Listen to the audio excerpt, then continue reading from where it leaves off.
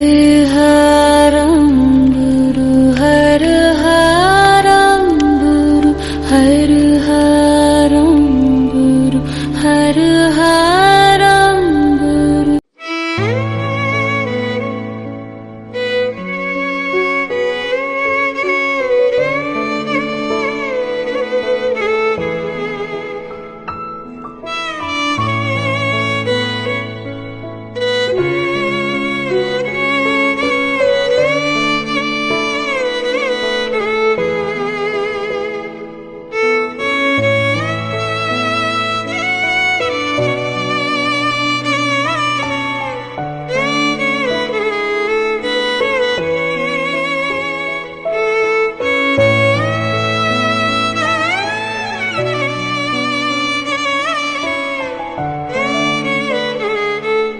নমস্কার, the power of astrology Sumanta ji Chowdhury আমার YouTube চ্যানেলে আপনাদের সবাইকে স্বাগত। আমি এখন আলোচনা করব কর্কট রাশি নিয়ে। 2026 নতুন বছর।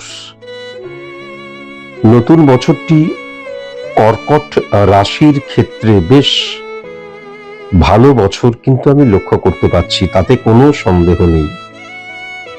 কিন্তু আজ আমি আলোচনা করব 5টি শত্রু নিয়ে। কর্কট রাশির 5টি শত্রুতার জায়গা নিয়ে আমি আলোচনা করব।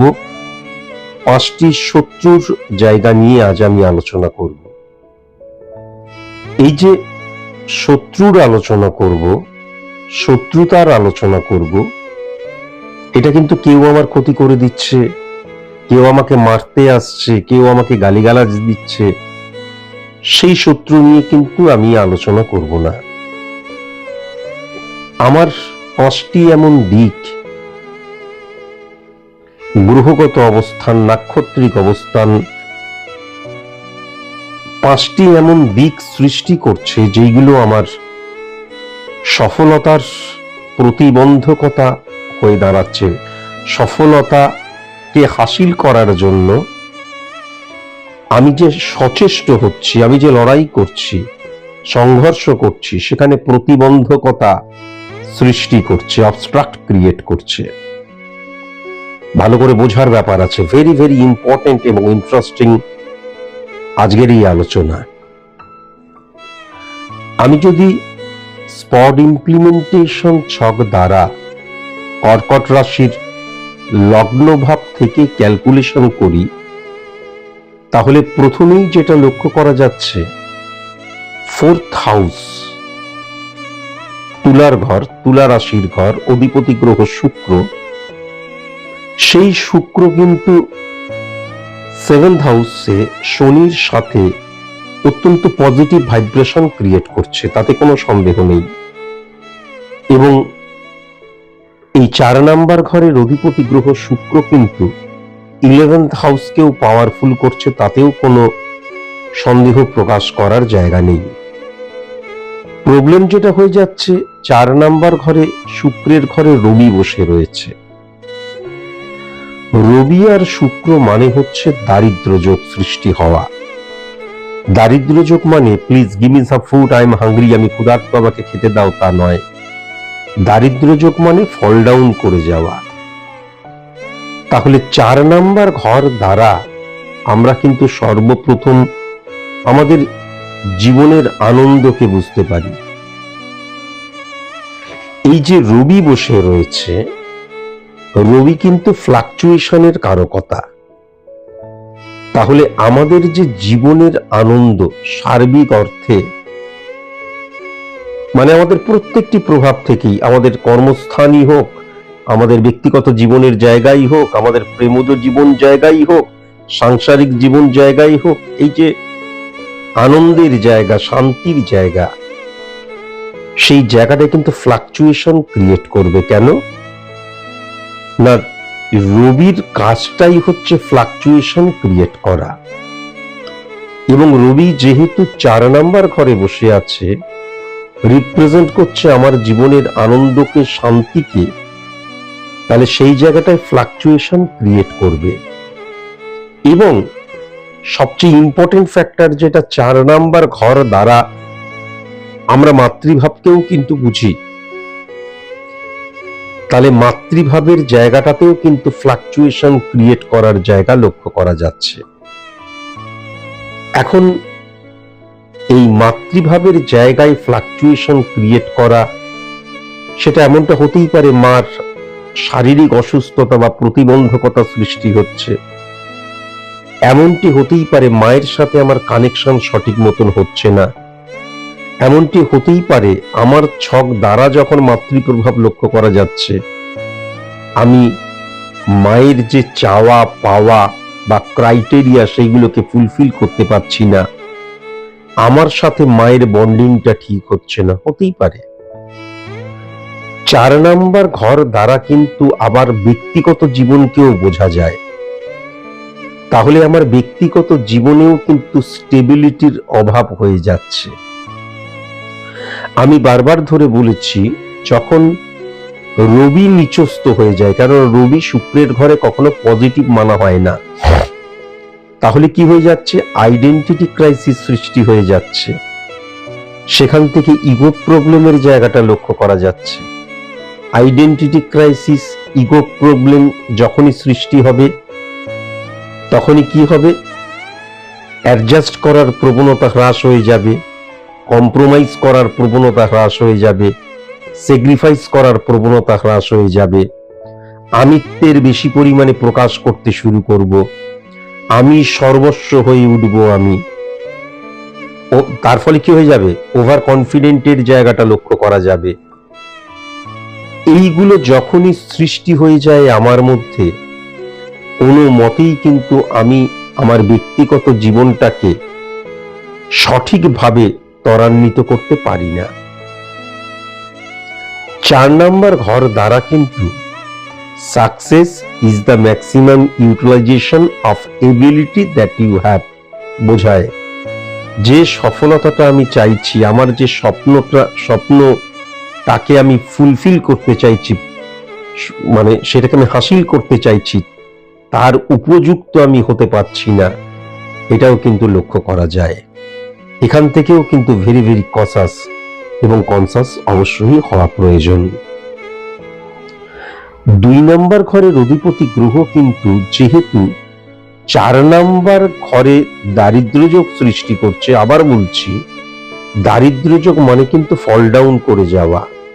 2 নাম্বার ঘর মানে কিন্তু অর্থনৈতিক জায়গা, সঞ্চয়ের জায়গা, দৃষ্টিভঙ্গির জায়গা।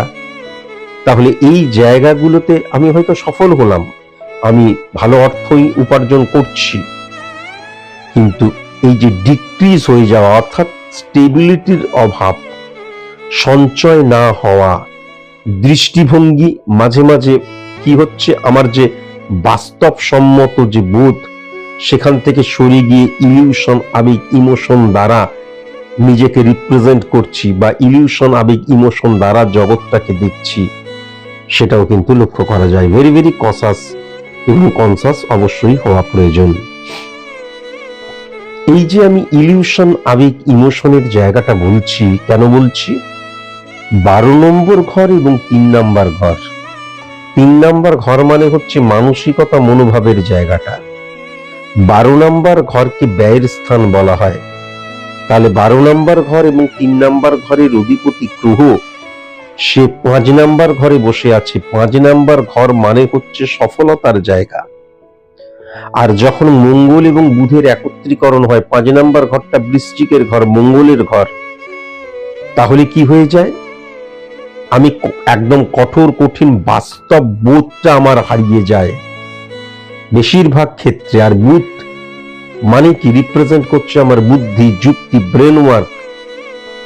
তাহলে এই বুদ্ধি যুক্তিটাকে আমি সঠিক মতন ব্যবহার করতে পারছি না, বরং বুদ্ধি যুক্তিটার মধ্যে চলে আসছে ইলিউশন, আবেগ, ইমোশনের জায়গাটা, এবং তার ফলে বাস্তবসম্মত বা বাস্তব বোধটাকে কিন্তু, বাস্তব বোধ নিয়ে আমি আমার জীবনটাকে ইমপ্লিমেন্ট করতে পারছি না। ইলিউশন দ্বারা মানুষকে দেখছি, ম্যান আইডেন্টিফিকেশন, সিদ্ধান্ত গ্রহণের জায়গা, অন্যের দ্বারা চালিত পরিচালিত হওয়া, অন্যকে বেশি বিশ্বাস করা, এই প্রবণতাগুলো আমার মধ্যে তখন ইনক্রিজ হতে শুরু করছে, এটাও কিন্তু লক্ষ্য করা যাচ্ছে। এবং এইগুলোর ফলে কিন্তু নয় আমি সফল হতে পারবো না, নয় সফল হলেও সফলতাটাকে ধরে রাখতে পারবো না, আর তা না হলে ফ্লাকচুয়েশন ক্রিয়েট হবে আমার সফলতার ক্ষেত্রে। কেমন? আর 6 নাম্বার ঘরটাকে যদি দেখা যায়, 6 নাম্বার ঘর এবং 9 নাম্বার ঘরের অধিপতি গ্রহ হচ্ছে বৃহস্পতি। বৃহস্পতি মানে হচ্ছে আমার ভেতরের যে জ্ঞান, সেই জ্ঞানটাকে আমি ইমপ্লিমেন্ট করছি ফর সাকসেস, অ্যাচিভ সাকসেস। তাহলে 6 নাম্বার ঘরে কেতু বসে আছে। কেতু কি? ছায়া প্ল্যানেট, ক্যালকুলেটিভ প্ল্যানেট বলা হয়। তার নিজস্ব কোনো পাওয়ার নেই। পাওয়ারফুল কোনো গ্রহের আন্ডারে বসে থাকলে সে পাওয়ারফুল হয়ে যায়। তাহলে এই ক্ষেত্রে কিন্তু বৃহস্পতি উচ্চস্থ শুক্র এবং শনির কম্বিনেশনের মধ্যে চলে গেছে। তাহলে ডেফিনিট ভাবে শনি খণ্ডিত হয়ে যাচ্ছে। শনি আবার 8 নাম্বার ঘরের অধিপতি গ্রহ। মনে রাখা দরকার আছে, 8 নাম্বার ঘরে যদি ফিজিক্যালি শনি বসে থাকে সেটা সবচেয়ে শক্তিশালী, কিন্তু 8 নাম্বার ঘরের অধিপতি গ্রহ যখন শনি হয়ে যায়, 8 নাম্বার ঘর মানে কি? লেন্দি প্রসেস, সাইলেন্ট কিলার, মারক স্থান বলা হয়। তাহলে মারক স্থান, তার অধিপতি গ্রহ যখন শনি হয়ে গেছে, শুক্রের সাথে যখন কম্বিনেশন ক্রিয়েট করেছে, শুক্র মানে হচ্ছে লাক্সারিয়াস লাইফ লিড করা। আমাদের মতন সাধারণ নিম্ন মধ্যবিত্ত মানুষের জীবনে লাক্সারিয়াস লাইফ লিড করা মানে অড সিচুয়েশনকে ওভারকাম করা। তাহলে সেই জায়গাটাকে আমি ওভারকাম করলেও সেটা স্টেবল হবে না। আমি আমার যে অড সিচুয়েশন সেটাকে ওভারকাম করলাম, তারপরে এমন আমি সিদ্ধান্ত গ্রহণ করলাম, এমন ভাবে নিজেকে ইমপ্লিমেন্ট করলাম, আবার দেখা গেল আমি অড সিচুয়েশনের মধ্যে চলে আসছি। এবং তার পেছনে সেলফ কনফিডেন্সের অভাব, তার পেছনে অপশনাল হয়ে যাওয়া, এবং তার পেছনে আমি নিজেকে সঠিক মতন ব্যবহার না করতে পারা। কেন না? বৃহস্পতির অবস্থানও রয়েছে।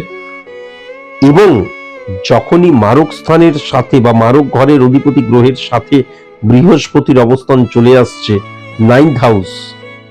9th হাউস মানে হচ্ছে সংযোগের জায়গা। যেমন উচ্চ শিক্ষার জায়গাটা কিন্তু তাহলে ডিটোরিয়েট হয়ে যাচ্ছে, ফ্লাকচুয়েশন ক্রিয়েট করবে। দেখা যাবে আমি শনি মানে কি? ডেডিকেশন, ডিভোশন, ডিটারমিনেশনের জায়গাটা, নিয়মানুবর্তিতার জায়গাটা। শনি মানে কট্টর বাস্তববোধের জায়গাটা, কমিউনিকেশনের জায়গাটা। যে কোনো প্রতিবন্ধকতাকে ওভারকাম করা শনির দ্বারাই সম্ভব। তাহলে উচ্চশিক্ষার জায়গায় দেখা যাবে যে আমি কারোর সাথে প্রেম প্রীতি ভালোবাসা করলাম, সেখান থেকে আঘাত পেলাম, বাস আর পড়াশোনা করতে ভালো লাগছে না, বিরোহী হয়ে গেলাম, বিরোহী রাধা। বা দেখা গেল আমি আমার যে কাজ, পড়াশোনা কাজ, সেই পড়াশোনা করতে করতে হঠাৎ করে দেখা গেল অবস্ট্রাক্ট ক্রিয়েট হলো কোনো না কোনো ভাবে, তো এই সাবজেক্টটা বোধহয় আমার দ্বারা নয়, আমি অন্য লাইনে চলে গেলাম। আবার 9th হাউস দ্বারা কিন্তু প্রেমজ সম্পর্ক কেউ বোঝা যায়। তাহলে সেক্ষেত্রে কিন্তু ইললিগেল অ্যাক্টিভিটিসের জায়গা, অবৈধ সম্পর্কে জড়িয়ে পড়া, ফিজিক্যাল অ্যাক্টিভিটিসের জায়গা, সেটাও কিন্তু মারাত্মকভাবে লক্ষ্য করা যাচ্ছে। এবং পুরোপুরি ইমোশনাল এবং ইলিউশন দ্বারা কিন্তু আমি নিজেকে ব্যবহার করছি, কেননা সমসপ্তমে কিন্তু চন্দ্রের ঘরেই বসে আছে। তাহলে সেই জায়গাটাও কিন্তু লক্ষ্য করা যাচ্ছে। ভেরি ভেরি কনসাস এবং কনসাস অবশ্যই হওয়া প্রয়োজন। কর্কট রাশির জাতক জাতিকাদের ক্ষেত্রে, বিজনেস যারা করছে তাদের ক্ষেত্রে অত্যন্ত পজিটিভ, আমি আগেই বলেছি। কিন্তু যখন শনি, শুক্র এবং বৃহস্পতির একত্রীকরণ 7th হাউসকে হিট করে, তখন অনেক সময় কি হয়, কেউ শত্রুতা করছে, সে আমাকে খোঁচাবার চেষ্টা করছে, আমিও কিন্তু জ্বলতে শুরু করছি, রিয়াক্ট অনেক বেশি করতে শুরু করছি। রেসপন্স তো করছি না, রিয়াক্ট করতে শুরু করলাম। এবং শুক্র বৃহস্পতি, শনি বৃহস্পতি আবার 8 নাম্বার ঘরের অধিপতি গ্রহ, দেখা গেল ফাটকার জায়গা থেকে প্রচুর অর্থ আসতে শুরু করলো, তাকে বিশ্বাস করতে শুরু করলাম। কেননা 7th হাউস বৃহস্পতি শনির ঘরে, শনি 8 নাম্বার ঘরের অধিপতি গ্রহ। তাহলে আগেই বললাম নিজের প্রতি বিশ্বাসটা খণ্ডিত হয়ে যাবে, অন্য কেউ বলল, দেখা গেল প্রচুর অর্থ লগ্নি করে দিলাম ফাটকায়, বা ফাটকার টেন্ডেন্সিকে বিশ্বাস করে নিলাম। এই জায়গা থেকে কিন্তু ভেরি ভেরি কসাস এবং কনসাস অবশ্যই হওয়া প্রয়োজন। কর্কট রাশির জাতক জাতিকাদের ক্ষেত্রেও কিন্তু আমি যেটা দেখতে পাচ্ছি, মিথুন রাশির জাতক জাতিকাদের মতন বিবাহিত জীবনে কিন্তু তৃতীয় মানুষের প্রবেশ বা অবৈধ কোনো সম্পর্ক বা মেন্টালি আসক্তি, কারোর সাথে আমার হয়তো কোনো অবৈধ সম্পর্ক নেই, কিন্তু আমি মনে মনে দেখা যাচ্ছে অবৈধ কোনো সম্পর্ক বা অবৈধ কোনো কামনায় জর্জরিত হয়ে যাচ্ছে। তার ফলে আমার যে মানসিক রিফ্লেকশনটা সেটা পজিটিভ হচ্ছে না। সেই জায়গাটায় আমি হ্যাপাজার্ডলি মুভ করব, সেই জায়গাটায় আমার স্খলন ঘটবে, সেই জায়গাটাও কিন্তু লক্ষ্য করা যাচ্ছে। খুব সাবধান হতে হবে। 8 নাম্বার ঘরের শনি ডেফিনিট ভাবে কিন্তু, যেটা মানে আমি আগেও বলেছি যে 8 নাম্বার 6 নাম্বার এই ঘরগুলিতে যখন শনি হিট করে তখন কি হয়ে যায়, তখন কিন্তু শত্রু নাশ হয়ে যায়, রোগ নাশ হয়ে যায়। কিন্তু যেহেতু শুক্র বৃহস্পতি শনিকে হিট করছে এক্ষেত্রে, তাহলে হয়তো সব সময় নয়, আমি তো প্রত্যেকটা মাস নিয়ে আলোচনা করবই, মাঝে মধ্যে দেখা যাবে আমার নিজের ভুলে আমি শারীরিক কষ্ট পাচ্ছি, মানসিক কষ্ট পাচ্ছি, কেননা সমসপ্তমে চন্দ্রকেও হিট করছে। এখান থেকেও কিন্তু ভেরি ভেরি কসাস এবং কনসাস অবশ্যই হওয়া প্রয়োজন। শনি যেহেতু শনির ঘরে এবং বৃহস্পতি শুক্রের সাথে বসে আছে 8 নাম্বার ঘরের অধিপতি গ্রহ, এবং সমসপ্তমে চন্দ্রকে হিট করছে, এবং শনির দৃষ্টিও যদি দেখা যায় তাহলে 9 নাম্বার ঘরে পড়ছে এবং 1 নাম্বার ঘরে পড়ছে, কেননা 3, 7, 10, 7, 8, 9, 10 আবার 4 নাম্বার ঘরেও পড়ছে, তাহলে 4 নাম্বার ঘরে কিন্তু গ্রহণ দোষ সৃষ্টি হলো। তাহলে মাথায় রাখার প্রয়োজন আছে, লিগ্যাল অ্যাক্টিভিটিস ভেরি ভেরি প্রয়োজন, ইম্পর্টেন্ট আর কি কর্কট রাশির জাতক জাতিকাদের ক্ষেত্রে। আমি যদি কখনো মেন্টালি ফিজিক্যালি কোনোভাবে ইললিগ্যাল হয়ে যাই, অনৈতিক চিন্তাধারার শিকার যদি আমি হই, অনৈতিক ক্রিয়াকর্ম যদি আমি করি বা অবৈধ কোনো কাজকর্ম যদি আমি করি, তাহলে কিন্তু এবং আমার মনের মধ্যে, মানসিকতার মধ্যে, দৃষ্টিভঙ্গির মধ্যে যদি অবৈধ টেন্ডেন্সিটাকে আমি ঠাঁই দিতে শুরু করি এবং সেটাকে গ্রহণ করতে শুরু করি এবং সেটাকে লালিত পালিত করি, তাহলে ডেফিনিট ভাবে কিন্তু কর্মফল শুক্রের ঘর নেগেটিভ রেজাল্ট চলে আসবে। এবং এ প্রসঙ্গে জানিয়ে রাখি, বন্ধুত্বের জায়গা থেকে, আত্মীয়তার জায়গা থেকে, ক্লোজ আত্মীয়তার জায়গা থেকে, পাড়া পড়শির জায়গা থেকে, এবং যারা কর্ম করো, আমার কর্মস্থান সেটা সার্ভিস হোল্ডার, বিজনেসম্যান যেই হোক, সেখান থেকে কিন্তু গুপ্ত শত্রুর দ্বারা ডিস্টারবেন্সের জায়গা লক্ষ্য করা যাচ্ছে। এবার কেউ আমাকে নাচাবার চেষ্টা করছে, আমি যদি নাচতে শুরু করি সে আনন্দ পাবে, সে আরো ডিস্টার্ব করবে। তাই জন্য ইগনোর করা ভেরি ভেরি ইম্পর্টেন্ট। আর কি প্রয়োজন, অবশ্যই কোনো ভালো সায়েন্টিফিক অ্যাস্ট্রোলজারের কাছে গিয়ে এই ছকটাকে প্রেডিক্ট করা প্রয়োজন, মানে নিজেদের পার্সোনাল ছক, এবং নেগেটিভিটিকে অবশ্যই অফ করা প্রয়োজন। আজকের মতন এটুকুই, নমস্কার।